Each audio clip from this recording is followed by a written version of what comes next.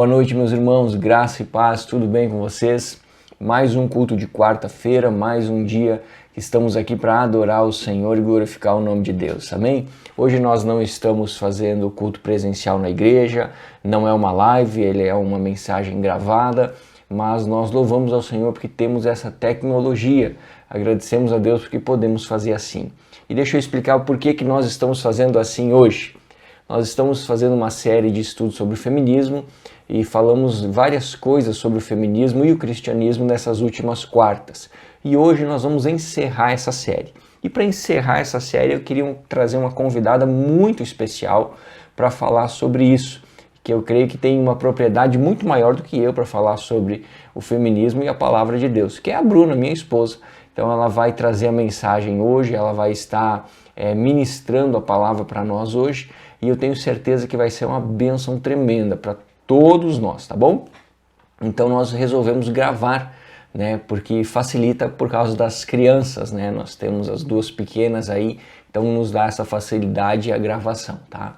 Então hoje nós encerramos o feminismo, nós vamos começar uma outra série semana que vem ainda sob o guarda-chuva da família, que é muito importante, mas hoje nós vamos então ser aí abençoados com a Bruna e a palavra de Deus, tá? Então eu me despeço, Deus abençoe vocês, meus irmãos, fiquem agora com a palavra e é uma alegria estar aí mais um dia compartilhando com vocês da mensagem do Senhor. Beijo para todo mundo, até mais, tchau, tchau, valeu! Oi pessoal, hoje eu vim aqui para a gente finalizar o estudo sobre feminismo, né? Hoje é o quarto e último encontro sobre esse tema, então se você não acompanhou os estudos sobre esse tema, volta lá na nossa página, no nosso canal e assista os três episódios anteriores, tá?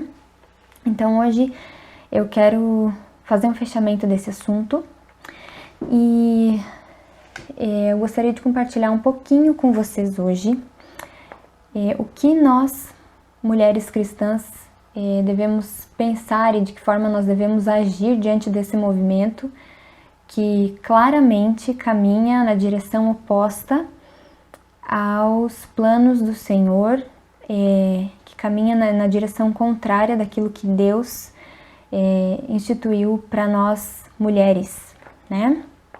E nós já vimos que o feminismo e o cristianismo bíblico, eles não podem caminhar juntos, né? Existem as bandeiras do feminismo, elas são completamente contra os princípios e valores bíblicos, então só aí a gente já pode ver que esse movimento ele não serve, ele não pode fazer parte da minha vida como uma mulher cristã, tá?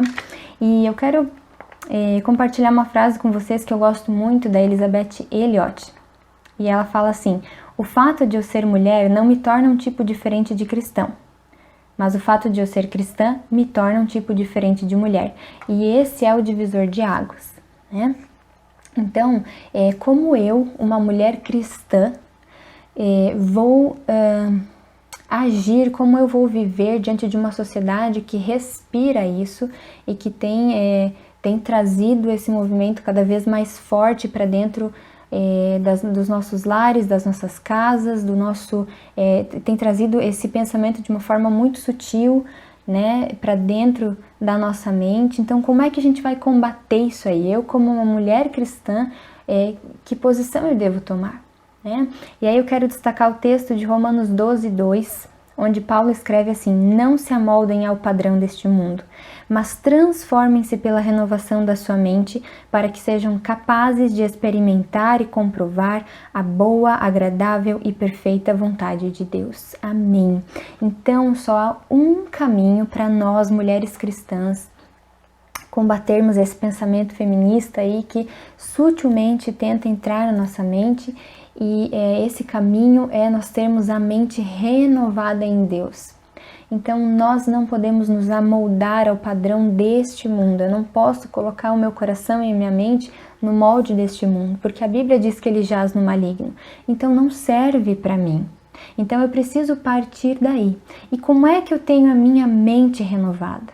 né? Porque a gente sabe que a mente é um campo de batalha ferrenho, né? E se a gente não está, se a gente não tem os nossos, o nosso propósito, o nosso senso de identidade muito, muito concreto, muito embasado na palavra de Deus, a gente facilmente vai ser levado por ventos de doutrinas antibíblicas. Então nós precisamos estar aí preparadas, e nós precisamos buscar ao Senhor de forma muito intensa, muito viva, né?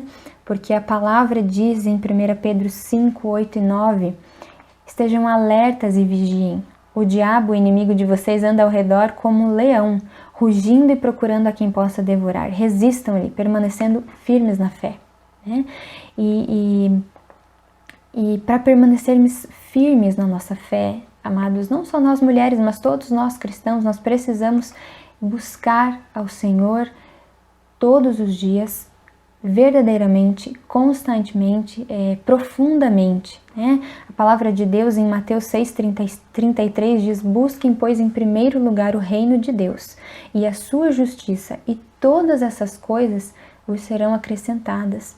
Então, quando nós entendemos que nós necessitamos da presença de Deus, do seu poder, da sua graça, e que o relacionamento que nós temos com Ele é vital, nós entendemos que nós precisamos nos dedicar a isso, e entendemos que esse é o ponto-chave para a nossa vida. Porque o feminismo é um exemplo desses ventos de doutrina que vêm para tentar nos tirar do foco, do trilho, do caminho que o Senhor preparou para nós, né? Muitas coisas ainda surgirão, e se nós pararmos para conversar aqui, muitas coisas bombardeiam a gente diariamente. Então, para que a gente permaneça firme na nossa fé, nós precisamos fortalecer a nossa fé, nós precisamos diariamente buscar ao Senhor, que é o autor e o consumador dessa fé, né?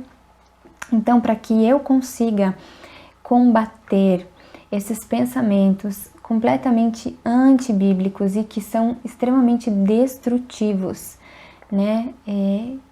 Que o feminismo traz, eu preciso ter a minha mente focada no Senhor, e eu preciso entender que eu não posso me conformar, eu não posso caminhar lado a lado com essas doutrinas, esses movimentos, porque quando eu faço isso, eu estou caminhando por um caminho muito perigoso que vai influenciar não só a mim, mas a todos ao meu redor, principalmente os da minha casa, e aí há um perigo muito grande, né? Então, voltando à frase lá do início, o fato de ser mulher não me torna um tipo diferente de cristão, mas o fato de eu ser cristã me torna um tipo diferente de mulher. Então, o divisor de águas é o fato de eu ser cristã, né? Então, como eu, uma mulher cristã, eu vou lidar aí, como é que eu vou lutar essas lutas, essas batalhas, né?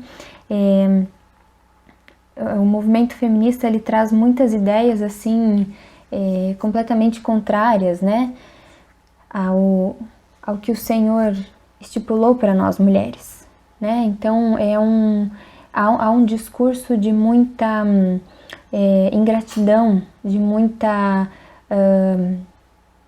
um discurso de inferioridade também, né? É um discurso que não compreende o propósito e os papéis outorgados à mulher, né? Através da visão divina.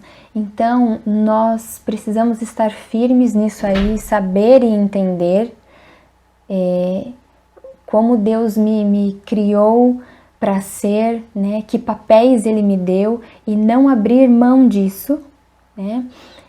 Até porque a palavra de Deus, ela nos fala sobre o amor. Nós temos o exemplo de Jesus, e tudo isso é muito sacrificial, né? E o feminismo ele é muito egoísta, né? Então ele olha somente para o seu umbigo, né? Então eu sou o centro de tudo, e não é isso que a gente vai aprender com a palavra de Deus, né? Não só para a questão da mulher, mas é o próprio discípulo do Senhor, o servo de Deus, né? Ele não vive olhando para o seu próprio umbigo, mas ele vive um amor sacrificial, um amor que se doa, né?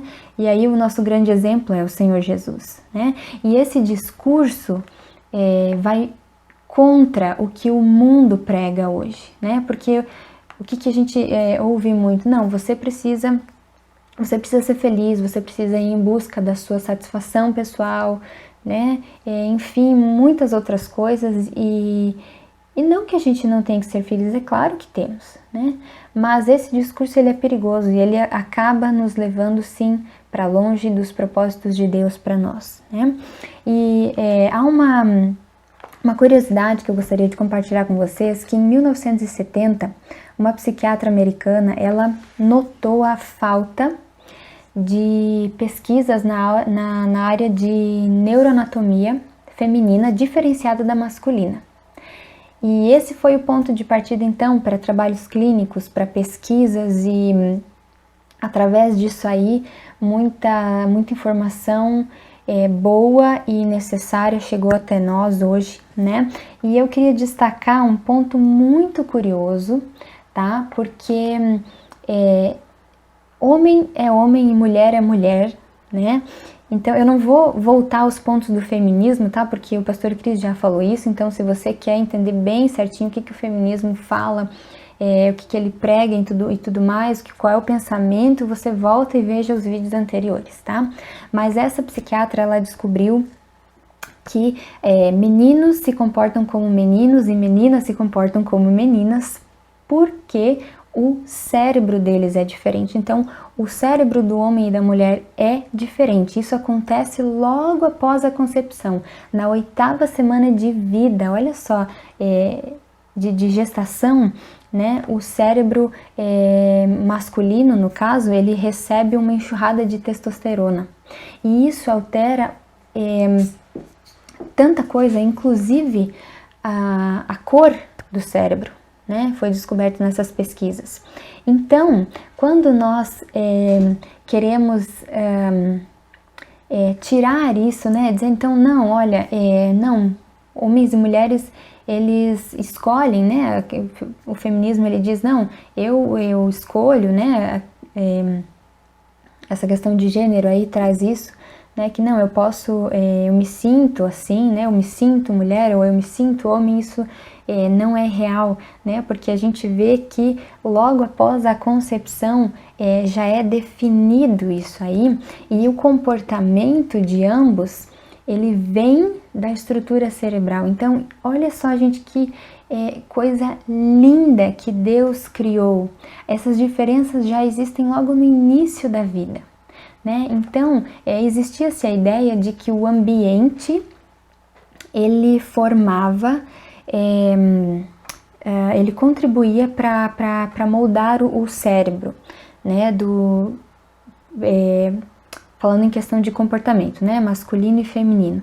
Então, fizeram-se alguns experimentos com crianças e alguns estudos, né?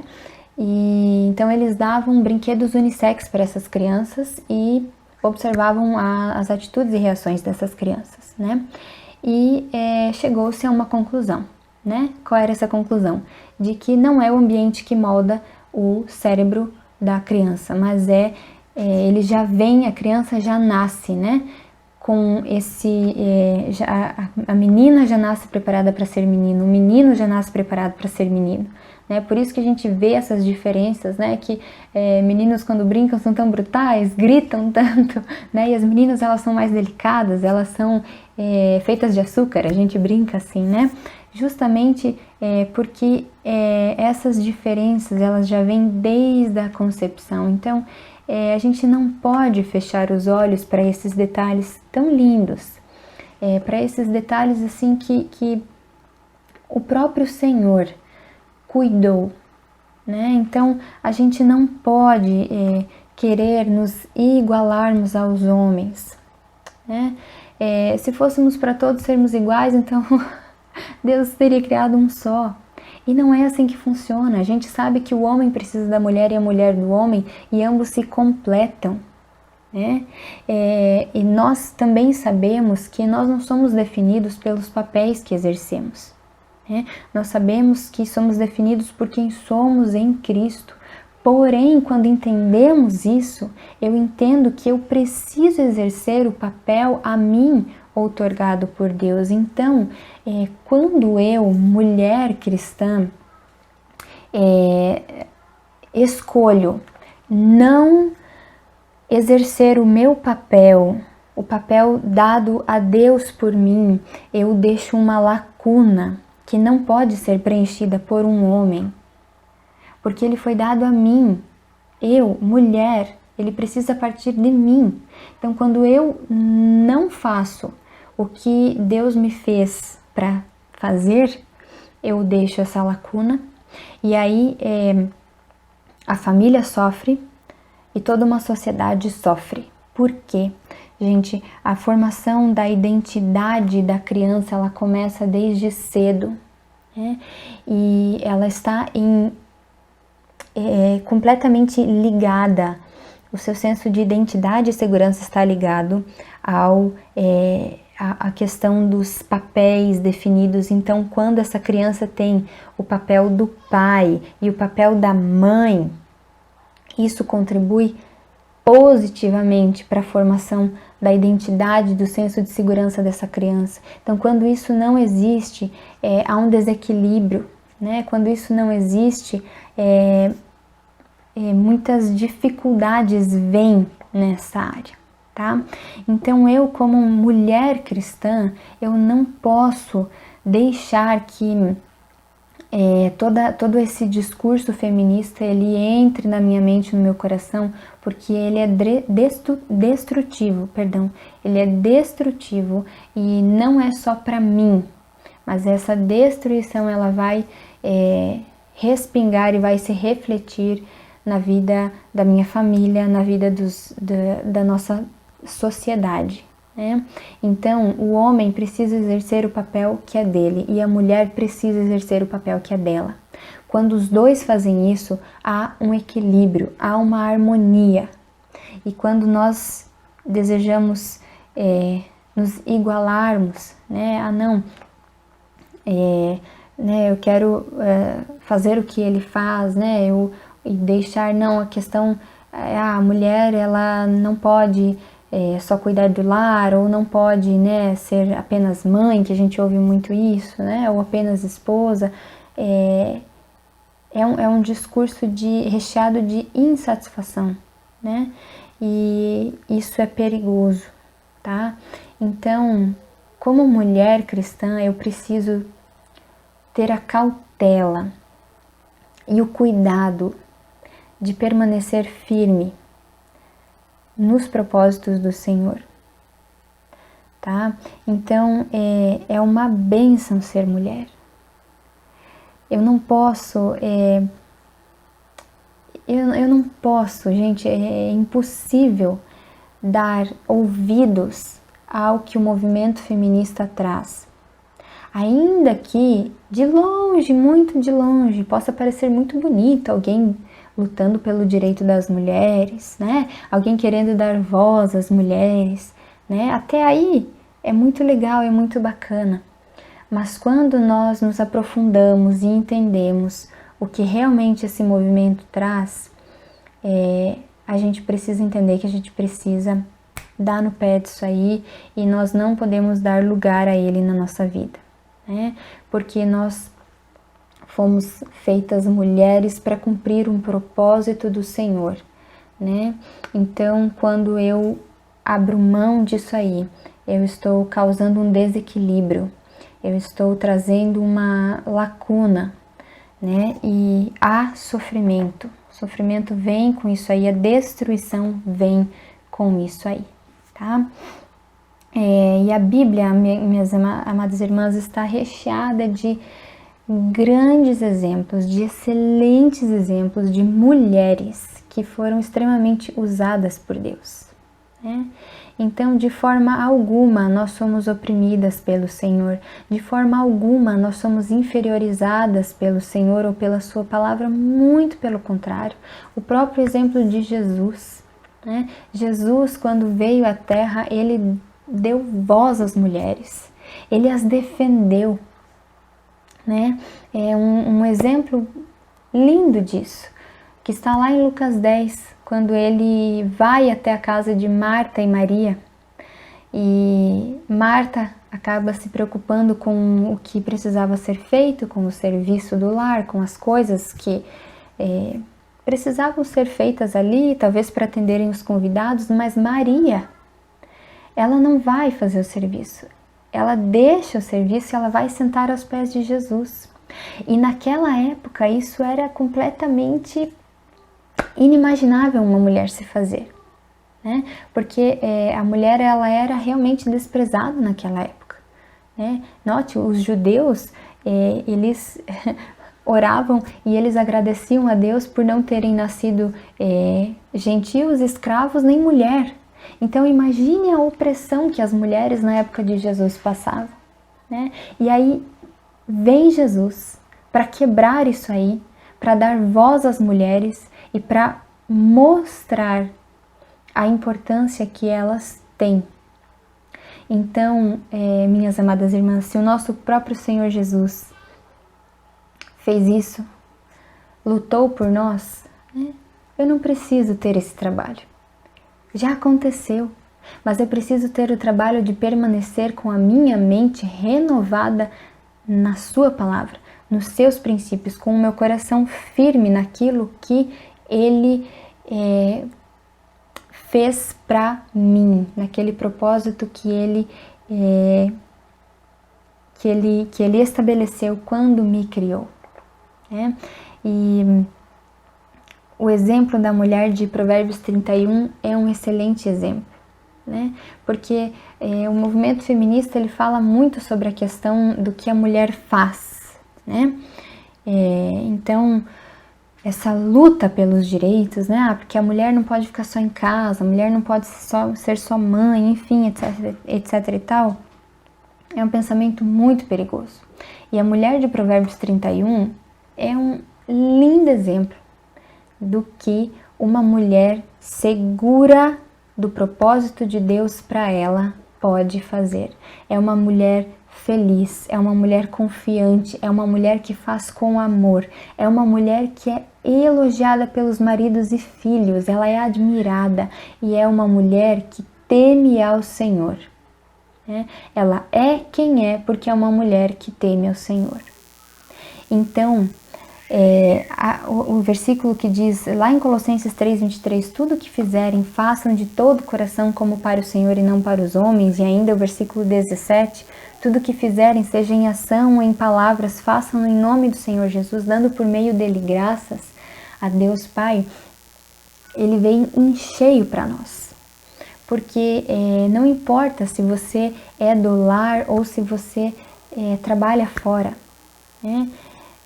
Faça o que Deus colocou nas suas mãos para fazer da melhor forma possível para glorificar o nome dele. E nós vamos conseguir combater aí esses pensamentos sutis de que a mulher é insignificante quando está apenas em casa, cuidando da família e do lar, né? A mulher não pode depender da renda do marido, né? Precisa ter a sua própria renda. São pensamentos destrutivos e são pensamentos antibíblicos, porque a mulher de Provérbios 31 é um grande exemplo de que uma mulher, ela pode sim ser bem-sucedida como dona de casa, ela pode ser bem-sucedida como esposa, como mãe, inclusive tendo os seus próprios negócios. Ela era uma excelente administradora, né? Então, muitas vezes nós criamos barreira e criamos essas questões para discutir que na verdade não existem aí para nós, né? Porque nós temos esse grande exemplo da mulher de Provérbios 31. né? Então, nós precisamos ter em mente de que nós não podemos mesmo amoldar a nossa mente aquilo que o mundo diz, né? Paulo, em Filipenses, se eu não me engano, ele fala sobre aquele filtro, né, que a gente precisa passar a nossa mente, o nosso coração, né? Tudo que for puro, tudo que for amável, tudo que for de boa fama, né? Se houver algum louvor, pensem nessas coisas, né? Então, o que é que tem ocupado a minha mente, o meu coração, né, como mulher? Que caminho eu tenho trilhado aí para nesse caminho que o Senhor fez para mim? Será que o meu pensamento, será que a minha mente ela está em Cristo? Será que eu estou com um olhar na eternidade? Ou será que eu estou com um olhar nas coisas deste mundo? Será que eu estou me deixando ser abalada aí por esses movimentos, esses ventos de doutrina, né? Completamente carnais, completamente que caminham para o lado oposto ao que o Senhor estipulou para mim, né? Então eu preciso ponderar, eu preciso observar, eu preciso cuidar da minha mente, do meu coração, para que eu esteja alinhada com o propósito de Deus para mim, para que eu exerça a minha função como esposa de uma forma excelente, para que eu exerça a minha função de mãe, como mãe, de forma excelente e louvável, né? Para que eu exerça a minha função de dona de casa de forma a glorificar o nome de Deus, para que eu exerça a minha função como profissional de forma a glorificar o nome de Deus, e não podemos permitir que esses pensamentos, que essas coisas entrem na nossa mente, porque elas são destrutivas e elas vão nos levar para um caminho perigoso, tá? Então, amadas, era isso que eu tinha para compartilhar com vocês hoje. Lembrem-se da frase lá do início, deixa eu ler de volta para vocês aqui. O fato de ser mulher não me torna um tipo diferente de cristão, mas o fato de ser cristã me faz um tipo diferente de mulher. Então a minha fé precisa estar firmada no Senhor. Eu preciso estar segura de quem eu sou nele, do que ele espera de mim como mulher, da forma que eu devo agir, da forma como eu devo falar, da forma como eu devo pensar. E para isso nós precisamos fortalecer a nossa fé. Buscar em primeiro lugar o reino de Deus, assim, com Deus no centro, onde é o lugar dele. Nós vamos criar raízes fortes e profundas, capazes de resistir ao movimento feminista e ao que mais surgir por aí, né? É assim que nós vamos combater essas mentiras, é assim que nós vamos contribuir para que as nossas famílias sejam saudáveis e para produzir frutos eternos. Amém? Então não se deixe levar aí por essas questões que não fazem parte do plano de Deus, que são completamente antibíblicas. Fortaleça a sua fé. Se você não entende ainda direito o seu propósito como mulher, busque ao Senhor, peça a Ele que abra os seus olhos, que Ele revele, que Ele ensine, que Ele lhe dê sabedoria, tá?